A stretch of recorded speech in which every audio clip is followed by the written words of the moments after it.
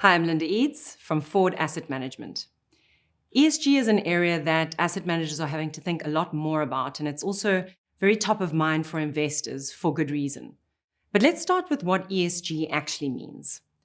ESG stands for environmental, social, and governance, and all of these are factors that are increasingly being identified as critical in evaluating material risk and growth opportunities.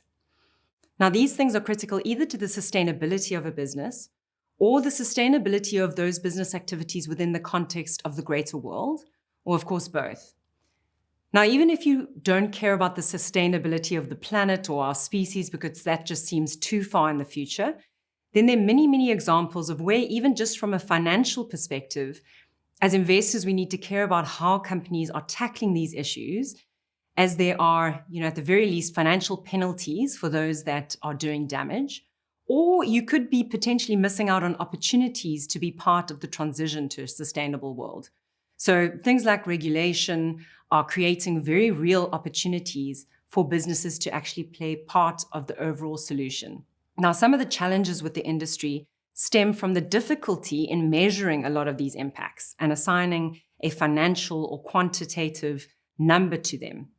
So governance is one part of the ESG aspect that the industry has actually been quite proactive about.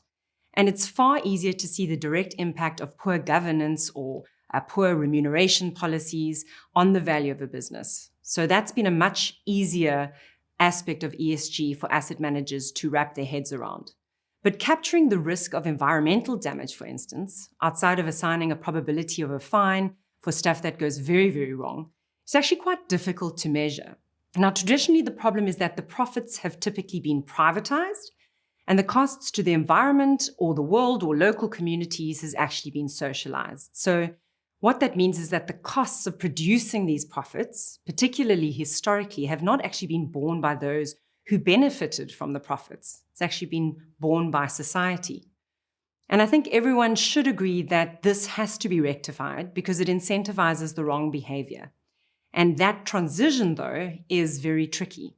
Where there is some frustration is the pressure to, for instance, assign ESG ratings to companies or to funds, where even those companies that provide ESG ratings can't actually agree on the overall ESG rating for businesses. So there's a very low correlation, actually, between the various ESG ratings that are provided by the myriad of providers that have actually kind of sprung up in the global industry.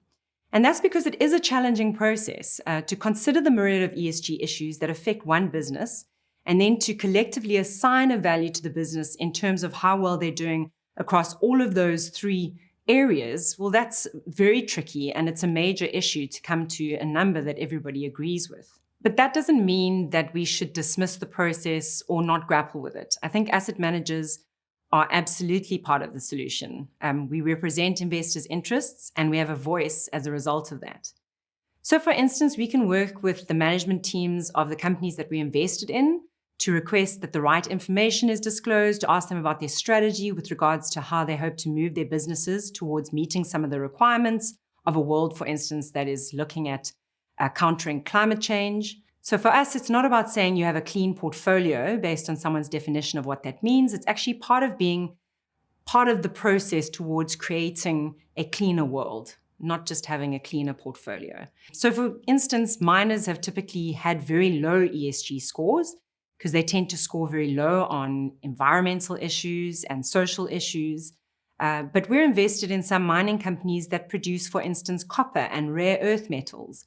And both of those are going to be absolutely critical in the journey towards cleaner, renewable energy. So again, it's about understanding how to be part of the transition rather than just ticking a box to say that you don't have any low-rated ESG businesses in your portfolio. How are you engaging with those companies to actually make sure that that transition happens as it should and that you're actually part of that opportunity set with regards to that process of transition? Now, it is a difficult process, there's no doubt. There are many challenges, it is quite fraught, but we can't just dismiss it because there's this whole secondary issue of greenwashing in the industry.